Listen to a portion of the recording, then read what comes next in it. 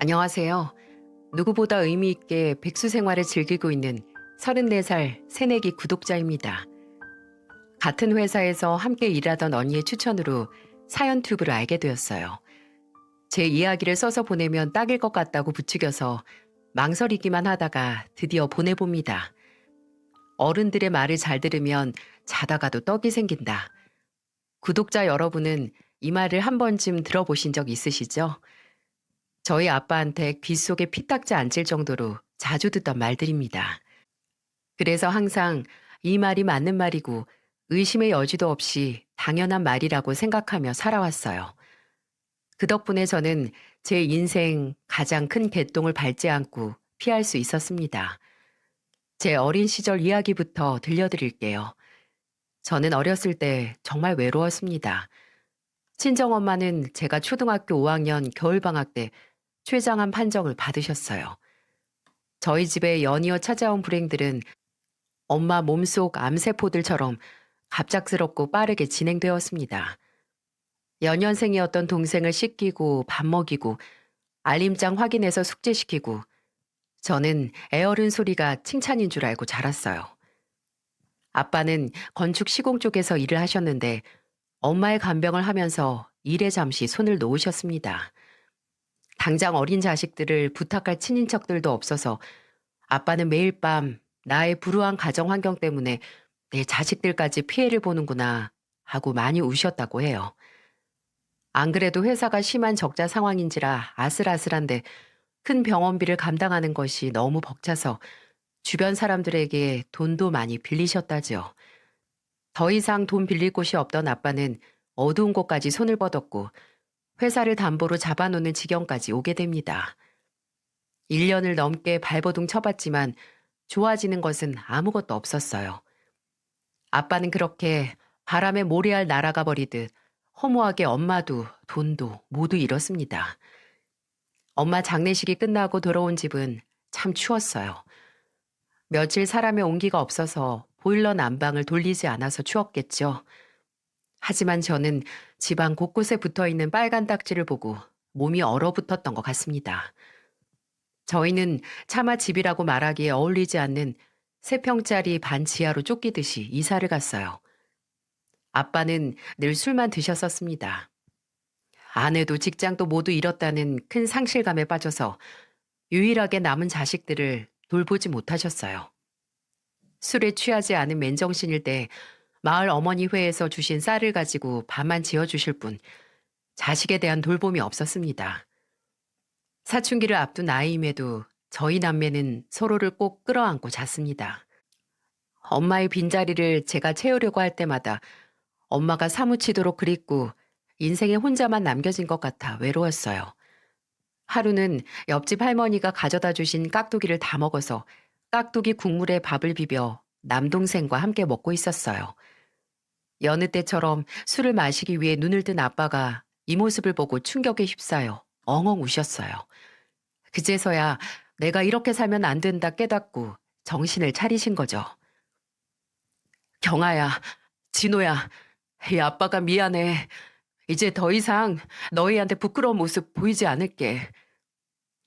아빠는 저희 남매 앞에 무릎을 꿇고 앉아 열심히 살겠다는 의지를 보여주셨어요. 그 뒤로 아빠는 폐지를 줍거나 노가다를 나가시며 작은 돈부터 벌기 시작하셨죠. 생사를 확인하기 위해 끊임없이 연락해주던 친구들과 오래 일을 함께한 거래처 지인들을 꾸준히 만나시며 일자리 소개를 부탁하고 다니셨어요. 제가 중학교 3학년이 될 무렵 아빠는 건축 현장 반장으로 열심히 일하셨습니다. 생활은 전보다 나아졌지만 그럴수록 아빠는 더욱더 절약에 집착하셨어요. 돈이라는 게 있을 땐 당연한 듯 있지만 없을 때는 진짜 죽어라 없다. 있을 때 아껴야 돼. 아빠가 너희 크면 너희가 꼭 써야 하는 곳에 고민도 안 하고 쓸 수 있도록 해줄 거야. 그러니 너희들이 좀 도와줘. 저는 용돈이 뭔지 몰랐습니다. 거의 받아본 적이 없었어요. 친구들이 떡볶이에 핫도그 사 먹을 때 저는 찬밥을 눌러 누룽지를 만들어 먹었으니까요. 아빠가 가져다 주신 책들에는 늘 다른 사람 이름이 쓰여 있었어요. 차라리 책은 약과였죠. 어느 날은 온 무더기를 한아름 가져오셨는데 무릎이 나와 있거나 이곳저곳 얼룩이 있기도 했습니다. 정말 지독하다는 말이 딱 어울리게 지독하게 아끼시고 또 지독하게 일을 하셨어요. 아빠의 그런 노력을 알아봐 주셨는지 오랜 거래처 사장님 한 분이 동업을 제안하셨습니다. 그렇게 아빠는 다시 일어나셨어요. 저는 아빠의 꼼꼼하고 성실하게 노력하는 성격을 참 많이 닮아서인지 열심히 공부하고 노력해서 중견기업 총무과에서 일을 하게 되었어요. 제가 맡은 바 업무를 똑소리 나게 잘 해내고 싶다는 생각에 참 열심히 일했고 일한 만큼 그 능력을 인정받는 사원이었습니다. 하지만 연애 능력은 전혀 없었죠. 연애를 많이 안 해봐서 항상 신중하게 생각하는데 그렇게 어물쩡거리다 보면 밀당을 너무 한다면서 제 곁을 다 떠나가더라고요. 그런데 이 신중함을 참 좋게 봐주는 사람이 등장했어요. 바로 남편 말이죠. 어느 날 회식 자리에서 대뜸 상사분이 이런 질문을 하셨어요. 경아 씨, 아직 시집 안 갔지? 아는 지인분 중에 아들 짝을 찾고 있거든. 생각 있으면 만나볼래? 네, 저 완전 생각 있어요. 저는 고민도 하지 않고 그 제안을 받아들였어요. 30대 초반에는 시집을 가고 싶었거든요. 5살 연상의 남편은 짙은 쌍꺼풀이 매력적인 사람이었어요. 풍채가 좋아서 보기만 해도 듬직했습니다. 의료기기 사업을 하는데 잘 나가고 있는 사장님이라 그런지 더 멋있었어요. 남자를 만나면 혼자서 늘 아빠와 비교하곤 했는데 남편은 아빠처럼 열정이 넘치고 자기 일에 자부심이 높았습니다. 매사에 자신감이 넘치고 사업 수완이 좋아 돈에 여유가 있는데 아끼고 관리할 줄 아는 면모도 있었죠. 연애에 신중하던 전과 다르게 저는 빠르게 사랑에 빠졌어요. 남편이 유난히 저를 예뻐해줘서 어릴 적부터 있던 외로움에 대한 컴플렉스가 빠르게 회복되어 갔어요. 그러다 보니 만난 지 6개월 만에 결혼 이야기가 오고 갔고요. 시모는 유난히 저를 만나보고 싶어 했기 때문에 빠르게 날을 잡아 인사드리러 갔습니다. 식당에 들어가기 전 아빠한테 전화를 드렸어요. 그런데 아빠가 절대 자기가 뭘 하는 사람인지 자세히 말하지 말라고 하셨어요. 그냥 건축 시공 회사 일을 하다 지금은 건물 관리 일을 한다고 간단하게만 말하라고 하셨습니다. 평소 익명으로 봉사활동도 많이 하시고 그래서 본인의 일을 밝히는 것이 꺼려하시나 생각이 들었어요. 내가 사업을 하는 사람이니 누구보다 잘 알아. 거기도 사업을 하는 집안이니까 자기 아들 결혼도 일종의 사업이라고 볼 테지. 눈 딱 감고 아빠 말대로 해봐. 저는 잠시 고민되었지만 아빠는 늘 어른들 말씀 잘 들으면 자다가도 떡이 생긴다 하셨으니 이번에도 알겠다고 했습니다. 전화를 끝내고 긴장된 마음을 다잡으며 식당 방 안으로 들어갔고 시부모님들은 반갑게 맞이해 주셨어요. 시모는 연봉은 어느 정도 나오는지 어떤 요리 제일 자신 있게 할 줄 아느냐 총무부에서 일하면 돈 관리나 뭐나 똑부러지겠다. 집안 가족력으로 병이 있나 없나 이런 것들을 물어보셨어요. 저 최경아라는 사람이 궁금한 것이 아닌 내 아들의 아내로서 얼마나의 가치가 있는지 등급을 정하시는 수준이었죠. 워낙에 남편을 처음 소개받을 때부터 아들 짝 찾고 있다고 전해 들었으니 마음이 급하셔서 그러신가 보다 하고 애써 진지하게 생각하지 않으려고 했어요. 그러다 시부가 부모님은 뭐 하시냐고 물어보셔서 엄마는 병으로 돌아가셨고 아빠는 작은 건물에 관리 일을 하신다고 말씀드렸어요. 잠깐의 정적이 흐른 뒤 시모는 제 컵에 물을 따라주시며 말하셨어요. 아이고, 엄마도 없이 힘들고 외로웠겠네. 이젠 우리를 부모라고 생각하고 지내. 내가 엄마 해줄 테니까. 그 딸 같은 며느리? 그런 사이로 잘 지내보자고 우리. 아버지도 홀로 아이 키우시느라 힘드셨겠네. 그냥 단순히 듣기 좋으라고 해주는 말뿐이라 할지라도 저렇게 말씀해 주시는 게 참 좋았습니다. 엄마 해주겠다는 시모의 말이 어찌나 감사하던지요. 생선 가시를 발라내어 시모 숟가락에 올려주는 시부의 모습에도 감동받아 이런 분들이라면 제2의 부모님으로 참 좋을 것 같았습니다. 시부는 의료기기 사업으로 먼저 크게 성공했고 주식 투자 또한 성공해서 큰 돈을 버셨어요. 시부는 이름만 사장으로 올린 채 남편이 그 사업을 이어받았습니다. 사업을 유지해 나가며 어느 정도 자금이 생겼고 남편은 비슷한 분야로 자신의 사업을 새로 시작한 것이죠. 남편은 그동안 성공적으로 유지해 오던 사업 수완으로 적당한 아파트를 준비했어요. 저는 혼수를 아빠 돈으로 장만했습니다. 시집 갈 때 아무 걱정 없이 보내고 싶어 여태 절약하면서 산 거라고 무조건 다 해준다는 아빠의 강력한 고집 때문이었습니다. 시부모님은 저희 결혼에 관련된 비용을 도와주시기로 하셨습니다. 결혼식과 신혼여행 말이죠. 저희는 야외 스몰 웨딩을 했습니다. 그건 바로 시모의 적극 추천 때문이었어요. 드라마에서 야외 결혼식 하는 걸 보니 로망이 생겼다는 둥 여러 가지 핑계 같은 이유들을 들었습니다. 그렇게 가족과 지인 몇 분만 초대해서 간단하지만 여유롭게 진행하자고 했는데 생각보다 시댁 쪽 손님들이 너무 많아서 식사도 부족하고 우왕좌왕 정말 정신이 없었어요. 저희 쪽 손님들 자리까지 다 차지하고 있어서 정말 난감했습니다. 이럴 거면 왜 야외 스몰 웨딩을 하자고 하셨는지 답답했어요. 신혼여행을 가까운 해외라도 가고 싶었지만 시모가 남편 사업에 차질 생기면 안 된다고 가까운 제주도로 다녀오라고 했습니다. 저는 그때까지만 해도 바보같이 내내거리며 하라는 대로 다 했네요. 여러분, 이거 누가 봐도 제가 시모 욕심에 놀아난 것 아닌가요? 순진한 저는 시모의 말을 철석같이 믿었죠. 신혼여행을 마치고 돌아와 인사를 드리는데 시모는 진짜 가족이 된 기념으로 오늘은 자기랑 함께 자자고 하시는 게 아니겠어요?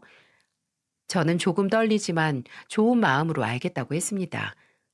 엄마 딸 같은 그런 고부관계 시작으로 느껴졌어요. 시모는 자리에 누워 저를 바라보며 제 손을 살포시 잡으셨습니다.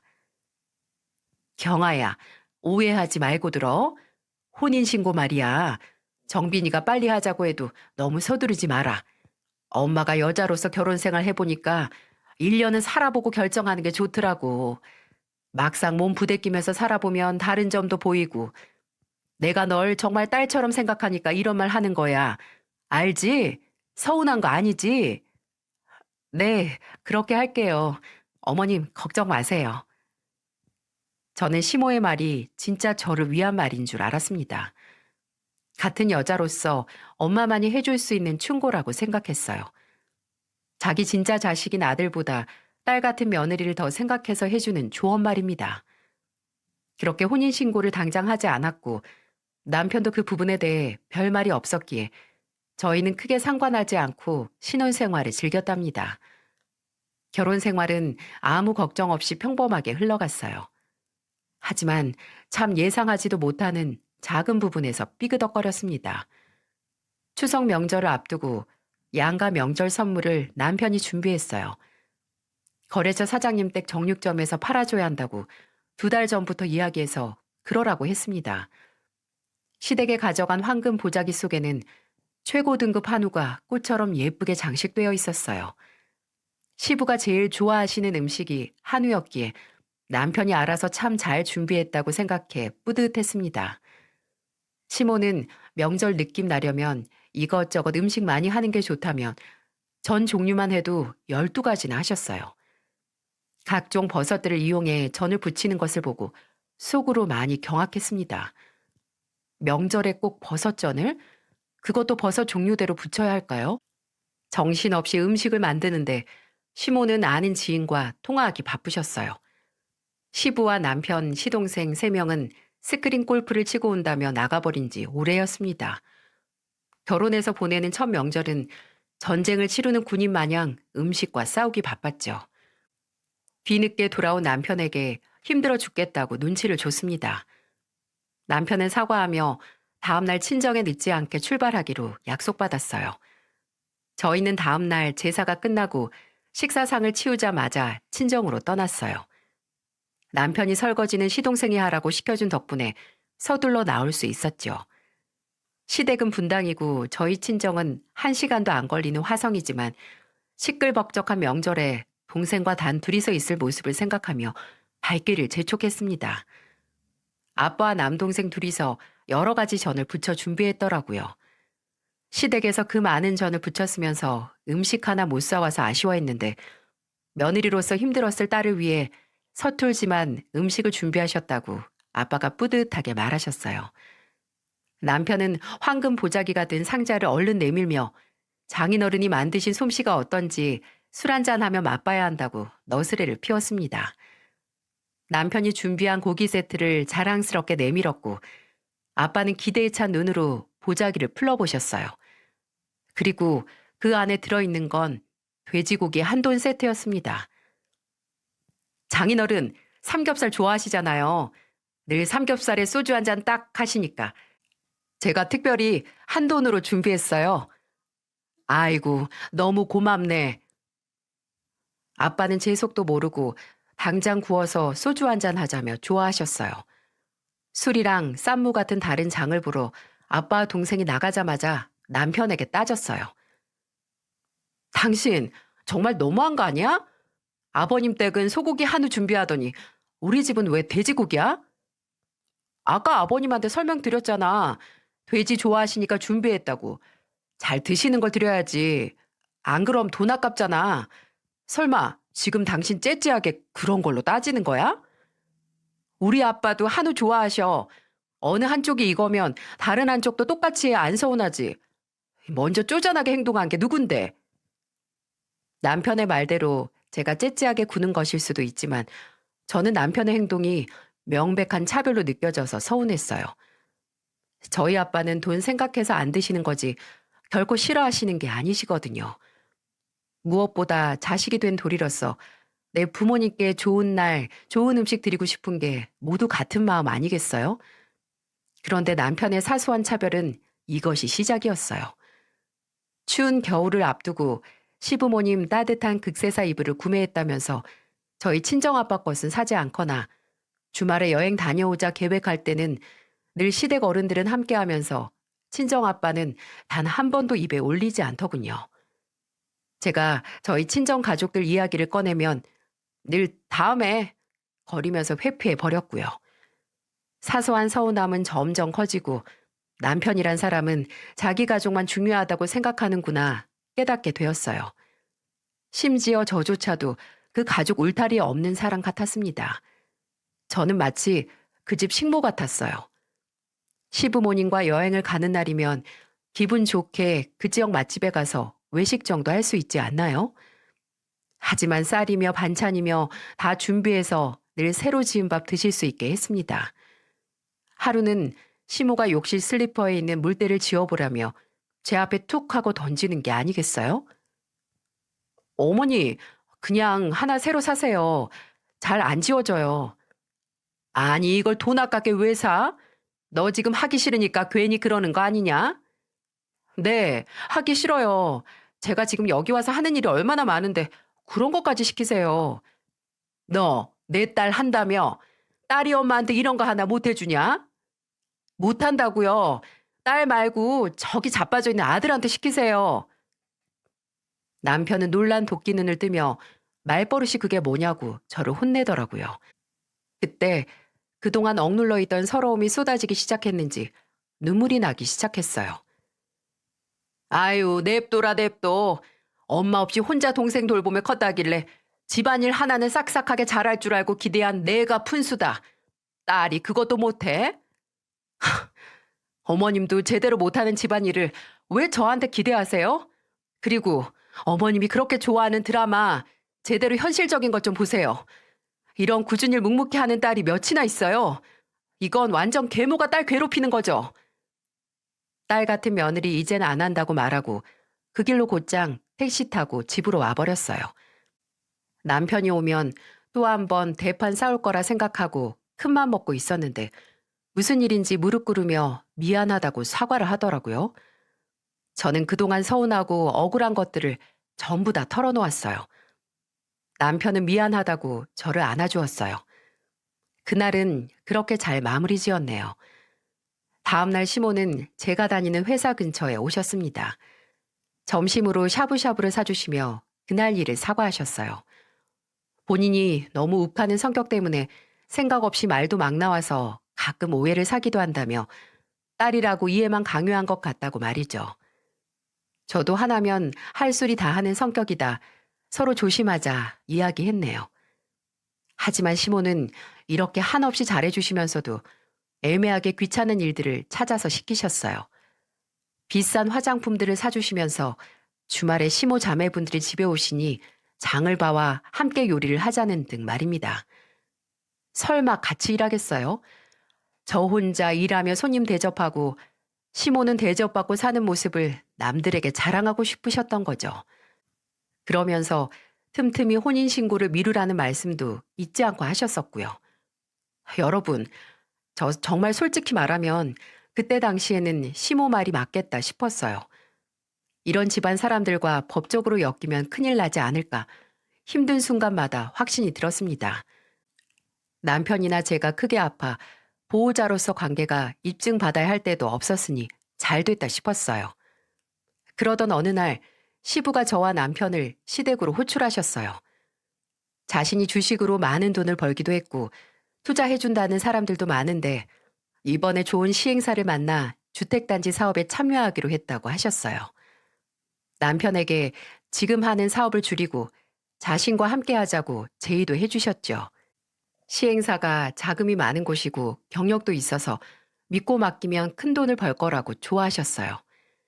시공하는 업체를 찾고 있는데 자기는 이런 쪽에 영 지식이 없으니 저희 친정아빠의 도움을 받고 싶으시다는 것이었죠.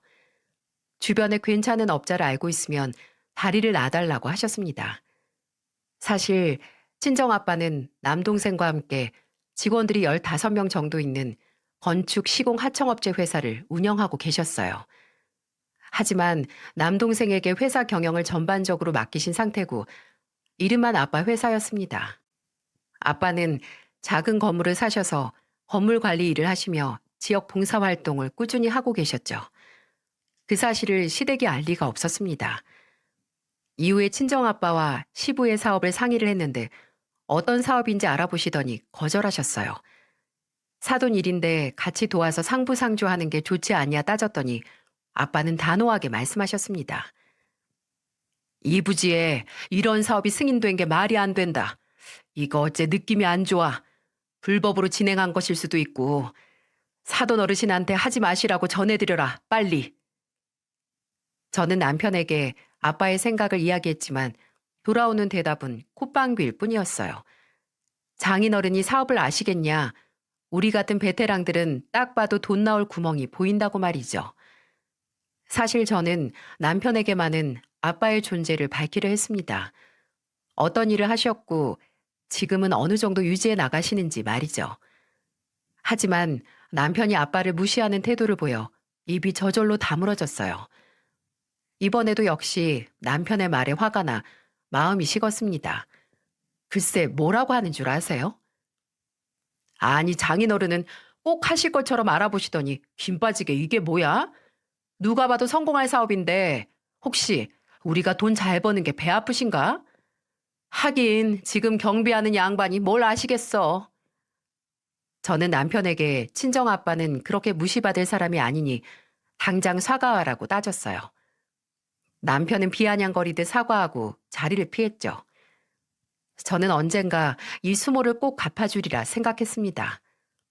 그 후 시부와 남편의 사업은 생각보다 순조롭게 진행되었고 한 주택당 4억 원이라는 분양가가 잡혀서 말 그대로 대박을 앞두고 있는 듯 했어요.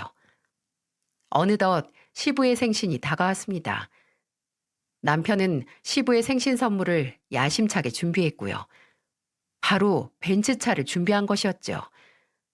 시부가 사업에 성공하기 전 로망으로 생각하던 차가 있었는데 단종되어 더 이상 구매를 할 수 없게 되었고 남편은 상태가 S급인 중고차라도 알아본 것이었어요. 남편이 7천만 원짜리 중고차에 큰 리본을 붙여 지하 주차장에 세워두고 시부에게 깜짝 선물 서프라이즈를 성공했습니다. 저도 기쁜 마음으로 축하해드렸고 내심 기대했네요. 신기하게도 시부와 친정아빠 생신이 다르지만 딱 일주일 차이가 났거든요. 늘 자기 부모에게만 관대하던 남편이지만 시부에게 7천을 썼는데 장인어른에게도 어느 정도는 적당히 성의 표시할 거라고 말입니다. 아빠한테 잘 보여야 주식 하나라도 더 받고 재산 하나라도 침발라 놓을 수 있다고. 당신은 아까워 말고 내가 하자는 대로 따라와. 이게 다 투자고 사업이야. 에이그, 당신은 당신 아버지한테 그러고 싶냐? 그래도 좋아하시는 거 보니까 나도 좋더라. 참, 우리 아빠 생신도 잘 기억해 두고 있지? 뭐 준비했어? 저도 참 인색하지만 제가 시댁에 노력하는 만큼 남편도 제 친정에 똑같이 노력해 주길 바라는 마음이 컸어요. 앞서 말했듯 성의 표시하길 바랬죠. 어? 아, 당연하지. 일단 아버님이랑 단둘이 밥 먹고 시간 보내야지. 정말? 그래. 사위랑 오붓하게 밥 먹자고 하면 좋아하실 거야. 아빠 제주도 여행 가고 싶다고 하셨는데 아직 한 번도 못 가보셨거든. 남편은 오, 좋지 하고 짧게 대답하고 자리를 피했어요. 그때 좀 이상함을 느꼈어야 했는데 지금 생각해도 너무 후회가 됩니다. 친정아빠 생신 이틀 전 남편이 아빠와 단둘이 식사를 하기 위해서 아빠가 일하고 계시는 줄로만 아는 건물로 모시러 갔습니다. 엄청나게 대단한 곳에 가서 먹지는 않아도 소고기나 장어처럼 생신을 위해 좀 더 특별한 곳을 갈 줄 알았어요. 하지만 남편은 생신 당일에 맛있는 거 대접하겠다 핑계를 대고 바로 옆 건물에 있는 뼈 해장국집을 갔다고 합니다. 해장국 2그릇에 소주를 시켰고 별다른 대화 없이 그릇과 잔만 비워져 갔고요. 하고 싶은 말이 있는지 주춤거리는 사위를 보며 아빠는 말없이 소주를 따라주며 묵묵히 기다려주셨다고 합니다. 의미 없는 작은 대화만 나누며 소주를 여러 병 마셨고 점점 취기가 오르자 남편이 다짜고짜 성질을 부렸다고 하네요. 장인어른, 사돈지간이면 좀 도와주고 그러는 거 아닙니까? 아, 근데 뭐 애도 아니고 질투해가지고 도움도 안 주세요. 뭐? 자네 지금 무슨 말을 그렇게 하나? 취했나? 해주신 것도 없으면서 이럴 때라도 좀 도움 주셨어야죠. 무슨 불법 운운하면서 동업하는 사람들 이간질이나 하시려고 하고. 제주도 여행이 가고 싶으셨어요? 무슨 염치로 제주도 여행을 말하세요? 장인어른 주특기 안 쓰고 궁상 떨기잖아요. 여태 모은 돈으로 제주도든 마라도든 다 다녀오세요. 자, 이건 제 생신 선물입니다. 남편은 지갑에서 5만 원 한 장을 꺼내 휙 하고 던졌다고 합니다. 힘없이 던져진 5만 원은 그대로 추락해 해장국 국물 속으로 입수했어요. 에이씨 소리를 내며 빨갛게 물든 5만 원을 건져내서 국물을 탈탈 털고 빨리 받으라는 신용을 하며 아빠 얼굴 앞에 대고 연신 흔들었답니다. 그때 식당 아주머니가 다가와 파리채로 식당 테이블을 강하게 내리치셨다고 해요. 아니, 왜 이렇게 파리가 자꾸 꼬여? 어머 옆집 꼬마 빌딩 최 사장님 아니세요? 사위분이신가? 그런데 왜 사위가 이따위로 행동하신대야?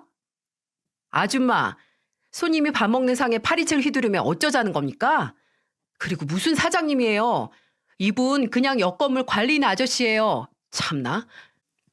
오메, 사위분 모르시나 보다. 여기 최 사장님 옆에 꼬마 빌딩 건물주야. 아, 아드님이랑 건축회사 하시면서 여기 5층짜리 건물 사신 거잖아. 내가 이 바닥에서 20년 동안 식당 했는데 거짓말 하겠어? 남편은 깜짝 놀라 토끼 눈을 뜨며 건물주? 라고 계속 중얼거렸다고 합니다. 사위 양반, 장인어른이 얼마나 훌륭하신 분인지 알아? 꾸준히 불우이웃을 위해 기부하시지. 노인 일자리 구하시는 분들 모집해서 건물에 고용해 주시지. 매달 독거노인분들 10명씩 모시고 오셔서 우리 집에서 든든한 한 끼 먹이시고 우리 가게 제일 큰 손 단골 손님이시여. 아빠는 말없이 숟가락을 딱 놓고 자네가 이렇게 묵은 본 개 싸가지일 줄은 몰랐어. 한마디 하며 식당을 나오셨고 이내 저에게 전화를 걸어 구구절절 이야기를 전해주셨어요. 피가 거꾸로 솟는다는 말이 어떤 말인지 절실하게 느껴졌습니다. 저는 곧바로 간단하게 짐을 싸서 친정집으로 갈 준비를 했어요. 집을 나가려는 찰나 남편이 술에 잔뜩 취해 들어왔습니다. 제 손에 쥐어진 짐가방을 보고 헛웃음을 짓더라고요. 너 지금 웃었니? 웃음이 나오니? 좋은 선물 해줄 거라고 기대도 안 했고 그저 좋은 음식 사드리면서 이런저런 대화하면서 좋은 시간 보내고 오길 바란 게 다였어. 근데 뭐 5만 원? 왜? 이번에도 뭐 계산이 안 맞냐? 우리 아빠랑 급이 다르잖아. 노는 물이 달라. 어디다 비교를 해 지금? 아 맞다. 근데 뭐 뼈에 장국 아줌마가 너네 아빠 뭐 건물주라고 그러던데 다 뻥이지? 아니 우리 아빠 건물주 맞는데 이 찌질아? 이젠 너는 네 아빠 엄마랑 살아. 나는 우리 건물주 아빠 모시고 행복하게 살 테니까. 남편에게는 더 이상 길게 말하지 않고 갈라서자고 통보했습니다. 남편은 전화로 가족끼리 어떻게 이럴 수 있냐고 너도 그동안 나 속였으니까 서로 한 번씩 잘못했다 치고 다시 잘해보자 매달렸어요. 돌아오지 못할 선을 넘은 건 남편 아닌가요? 저는 대답도 없이 전화를 끊고 남편을 차단했습니다. 하지만 남편은 가만히 있지 않았어요. 시간이 지나 수척해진 모습으로 친정집에 찾아왔습니다. 그런데 이게 무슨 날벼락인지 혼자가 아니라 시부모님 두 분까지 저희에게 오셨더군요. 가족이 대동단결해서 사과하러 왔냐고요? 그럴 리가 있나요? 시모는 다짜고짜 삿대질을 하며 따지기 시작했어요. 아니, 사돈 어르신, 이거 정말 너무하시네요. 우리 완전 쫄딱 망해가고 있어요. 애들 아빠가 시작한 사업에 뭔가 문제 있는 것 같으면 말을 해주고 그래야 하는 거 아니에요? 우리 아들까지 연관되어 있는데 우리 애가 망하면 사돈의 딸도 피해보죠. 침을 튀기며 잔뜩 성질을 내는 시모를 보니 정말 단단히 미쳤다고 생각했습니다. 알고 보니 시부와 남편이 시작한 사업이 무허가 건축물을 가지고 일어난 분양 사기였어요. 시부는 아빠에게 어느 정도 책임이 있으니 수유하고 있는 건물을 팔아서라도 돈을 빌려달라며 뻔뻔하게 요구하더군요. 장인어른, 그렇게 돈이 많으셨으면서 무슨 꿍꿍이로 숨기고 계셨어요? 이거 완전 사기라고요. 내가 아무리 돈이 많아도 당신 같은 인간들한테 줄 돈은 없어. 난 이미 당신 아들한테 절대 이 사업 하지 말라고 말했어요. 무시하고 진행시킨 건 당신 아들이니까 아들한테 책임을 물어야죠.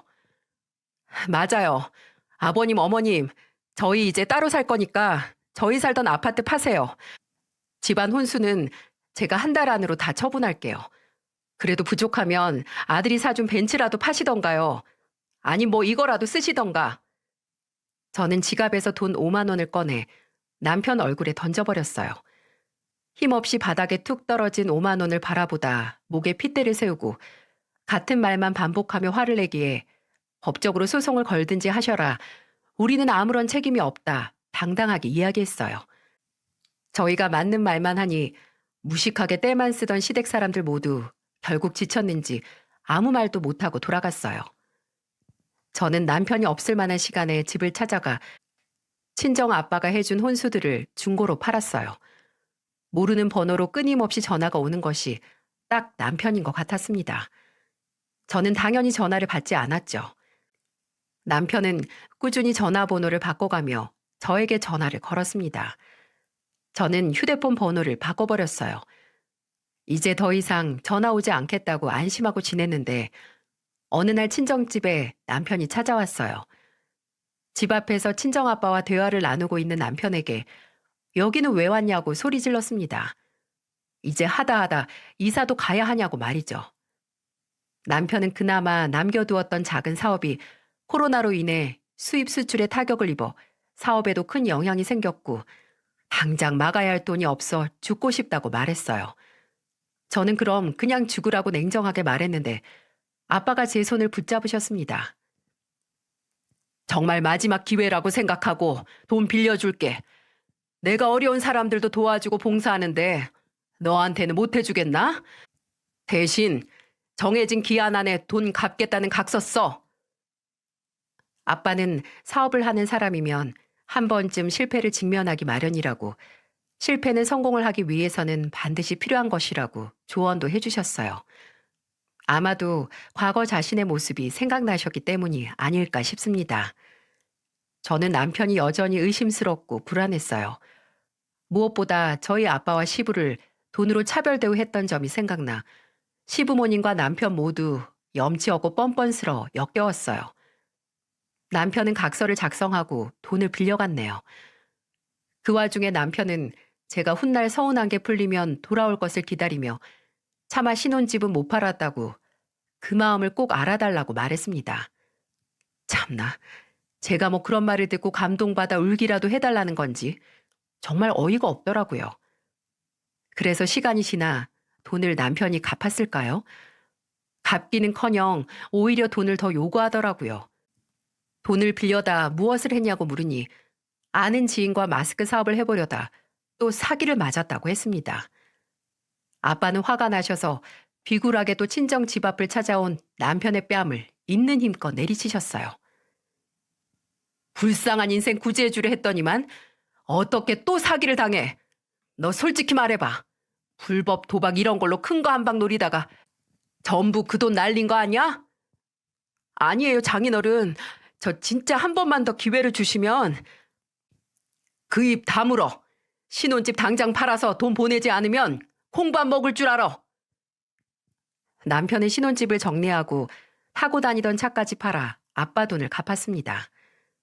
아빠는 한 번만 더 친정집에 찾아오면 접근 금지 신청을 하던지 스토킹으로 고소하겠다고 협박도 했죠. 남편은 더 이상 집으로 찾아오지 않았습니다. 한 번 더 시끄러웠지만 지금이라도 모든 게 제자리로 돌아간 듯 느껴져서 안심했어요. 하지만 이 거지근성 거머리 집안 사람들은 아직 끝나지 않았나 봅니다. 집에 오지 말라고 하니 이제는 제가 다니는 회사로 쫓아왔더라고요. 심지어 남편이 아닌 시모가 말이죠. 저는 못 본 척 지나가려 하는데 시모가 제 앞을 막고서 잠시만 이야기 나누자고 사정을 하더군요. 시모는 울먹이며 자신이 많이 아프다고 말했어요. 이제는 건강을 팔아 돈을 취하려는 모습이 소름이 끼쳤습니다. 살이 10kg은 빠져 보이는 시모를 보니 완전 거짓말은 아닌 것 같아서 말씀하시라고 했죠. 시모는 천연덕스럽게 근처 카페로 제 손을 이끌고 갔습니다. 어머님, 그냥 여기서 간단하게 말하세요. 저희가 솔직히 얼굴 마주보고 뭐 먹을 사이는 아니지 않아요? 진짜 마지막이라고 생각하고 나하고 커피 한잔 하자. 나 가남이란다. 갑자기 들려온 가남 소리에 깜짝 놀랐습니다. 간은 워낙에 침묵의 장기로 유명해서 고장나고 아파도 사람들이 잘 모른다고 하죠. 시부며 아들이며 돈으로 걱정을 시켜서 병에 걸리셨나 보다 생각했습니다. 저는 깊은 한숨을 쉬며 딱 30분만 있겠다고 했죠. 시모는 목이 타서 그런다고 커피를 2잔이나 시키고 심지어 케이크까지 주문했어요. 계산은 너무나도 당연히 제가 했고요. 이렇게라도 얼굴 봐서 좋다. 몸이 아파서 그런지 몰라도 만사가 귀찮아. 밥 차리는 것도 싫고 청소며 빨래며 아픈 내가 왜 이런 걸 다 하고 있나 모르겠다니까. 유독 네 생각이 많이 나더라고. 집안일 하기 싫어서 제 생각이 나세요? 그럴 거면 그냥 아주머니를 고용하세요. 아유, 나는 내 살림 남이 만지는 거 싫더라고. 넌 딸이잖아. 그리고 나 수술하고 그러면 병 간호할 사람도 있어야 하고. 그땐 간병인을 쓰셔야죠. 혹시 돈이 없으세요? 도와드려요? 지갑을 꺼내려는 제 손을 황급히 막으며 시모는 연신 아니라고 반복하셨어요. 그러다 친정 아빠 안부를 물으시면서 왜 그동안 아버지에 대해 숨겼는지 따져 물으셨어요. 저희 아빠가 봉사활동을 많이 하시지만 익명으로 큰 기부도 많이 하시고 그래서 본인이 하는 일들을 남들에게 자랑하듯 말하는 거 싫어하셨어요. 건물 관리인 소리 들으시더니 그 후로 더 자세히 안 물어보셨잖아요. 제가 굳이 저희 아빠 돈 아껴서 어렵게 모은 돈으로 작지만 건물까지 사셨다. 뭐하러 말해요? 전 그이한테 말하려고 했는데 그때마다 저희 아빠를 얼마나 개무시를 하던지 말 안 하는 게 맞겠다 싶더라고요. 시모는 아무 말도 못하고 카페 창밖을 곁눈질하기만 했습니다. 꼭 누구를 기다리는 것처럼 보였는데 아니나 다를까 남편이 카페로 들어왔죠. 어색하게 잘 지냈어? 하고 물어보며 시모 곁에 앉는데 이게 지금 뭐 하자는 꿍꿍이냐고 짜증을 냈죠. 그러자 이내 시모가 어렵게 운을 띄우더라고요. 간 절제술에 관한 이야기를 시작했습니다. 간 이식 수술은 나이가 어린 사람이 하는 게 제일 좋다. 공여자 혈액형이 O형인 사람은 모두 환자들에게 간을 줄 수 있다더라. 하고 말이죠. 저는 정말 충격을 받았습니다. 시모가 노골적으로 저에게 간 이식 수술을 부탁하는 말이었으니까요. 무슨 자격으로 이런 이야기를 꺼내는지 정말 이 집 구석에는 수치가 뭔지도 모르고 염치도 없다고 깨닫게 되었네요. 네 남편은 술을 워낙 많이 마시고 다녀서 어렵다고 하네. 그럼 도련님은요? 더 어리고 혈액형도 O형이시고 공여자로 딱이잖아요. 아유, 여보, 걔 이야기는 꺼내지도 마. 걔는 피공포증도 있고 겁이 많아서 이야기 꺼내보기도 전에 무서워서 싫다고 울먹거리더라. 우리 집에 공여자가 당신밖에 없더라고. 남편은 마치 밥 굶은 사람 마냥 케이크를 연신 씹어대며 천연덕스럽게 말하더군요. 그래서 지금 둘이서 나한테 간 떼어달라고 부탁하려고 찾아온 거야? 다들 양심이란 것도 없어? 나 이 집 가족도 아닌데 무슨 공여자고 지랄이고 입 밖으로 꺼내. 우리 아직 이혼 안 했으니까 가족이라 수술 가능해. 우리가 돈도 줄 거고. 놀고 있네. 야, 우리 법적으로 아무 사이도 아닌 거 몰라? 네 엄마가 맨날 나 붙잡고 혼인신고 늦게 하라고 그러더라. 넌 못 들었어? 나 서류상 너네랑 다 생판 남이라고. 뭐? 엄마, 그게 사실이야? 시모는 얼굴이 하얗게 질려 남편의 얼굴만 바라보다 한숨을 깊게 쉬며 엄청난 사실을 말하더군요. 그래, 내가 그랬다. 엄마가 너 다 잘되라고 계획한 거지. 법적으로 뭐 걸림돌 될 게 없어야 다른 여자 만나도 쉽게 처음처럼 시작할 수 있잖아. 솔직히 뭐 제 집에 돈도 없어서 재산 받을 것도 없고 그나마 지 애미 대신 집안일 해봤을 테니까 살림하는 데라도 잘 써먹으려고 허락했지. 부자 며느리는 둘째로 드리고 내가 쟤 뭘 보고 받아줘야 돼? 저는 케이크를 맨손으로 집어 남편에게 던졌습니다. 케이크는 남편 얼굴에 정확하게 명중했죠. 시모는 이게 무슨 짓이냐며 소리쳤어요. 커피까지 뿌리려고 컵을 들고 일어나자 시모와 남편은 잔뜩 움츠러들더라고요. 드라마에서 왜 이런 걸 면상에 던지거나 뿌리는지 그저 웃기기만 했는데 이제야 이해가 가네. 뭐 맡겨둔 사람 마냥 당연하게 내 간을 노려? 무슨 토끼와 거북이냐? 당신이 암으로 죽든 말든 나 아무런 상관없거든요. 진짜 제발 찾아오지 말고 연락하지도 마세요. 저는 미친 사람 마냥 머리를 신경질적으로 긁으며 말했어요. 테이블도 두드리면서 폐악질을 떠니까 둘 다 넋이 나가 허망하게 저만 바라볼 뿐이었습니다. 혼인신고 미루라고 조언해줘서 너무 감사하다고. 그래서 커피는 안 던졌다 깔깔거렸죠. 그때는 그렇게 미친년처럼 날뛰어야 더는 저한테 연락하지 않고 속 시원하게 떨어져 나갈 거라 생각했네요. 지금 생각해보면 회사 근처임에도 불구하고 저는 정말 머리에 꽃 달린 사람같이 화를 냈습니다. 집으로 돌아와 남편과 시모랑 있었던 일들을 이야기하니 남동생은 지금이라도 찾아가자고 성화였고 아빠는 묵묵히 소주만 드셨습니다.